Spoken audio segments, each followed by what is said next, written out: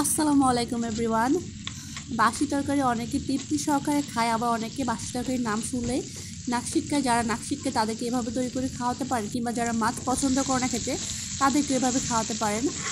আর এখানে দেখতে পাচ্ছেন আমি কিছু বাসি তরকারি ছিল আমার আগের দিনে করা, বাসায় মেহমান এসেছিলো তাদের জন্য করা হয়েছিল। তো বড় বড় 3 টুকরো মাছ রয়ে গিয়েছে, সাথে কিছু আলু রয়ে গিয়েছে। তো আমি এগুলোকে করে একেবারে তেলে শুকিয়ে নিয়েছি। তরকারির যে ঝোল ছিল ওগুলো শুকিয়ে একেবারে শুকনো করে ফেলেছি।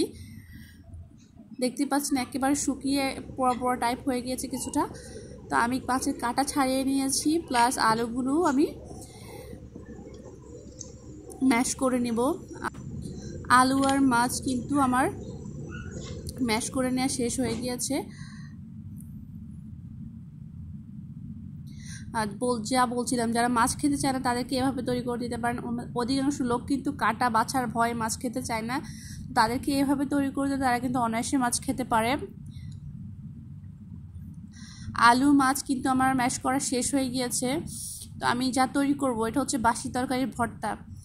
আমাদের বাসায় গেস্ট এসেছিলো, তাকে এটি তৈরি করে দেওয়ার পর সে কিন্তু অনেক তৃপ্তি সহকারে খেয়েছে।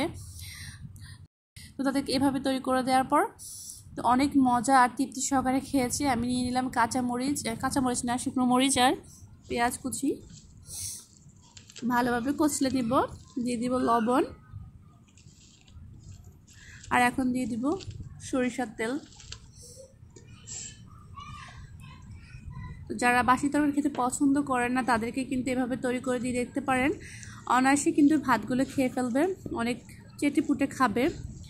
আবার আজকের ভিডিওটি যদি আপনাদের ভালো লেগে থাকে অবশ্যই ভিডিওর নিচে কমেন্ট বক্সে মতামত জানাতে ভুলবেন না। তৈরি হয়ে গিয়েছে মজাদার বাসি তরকারির। আর আমি যদি না বলি এটা বাসি তরকারি, কেউ বুঝতেই পারবেন এটা যে বাসি তরকারি তৈরি। বাসি তরকারির ভর্তা কিন্তু রেডি হয়ে গিয়েছে। ভিডিওটি দেখে থাকলে এবং ভালো লেগে থাকলে আপনাকে অবশ্যই অসংখ্য ধন্যবাদ। আল্লাহ হাফেজ।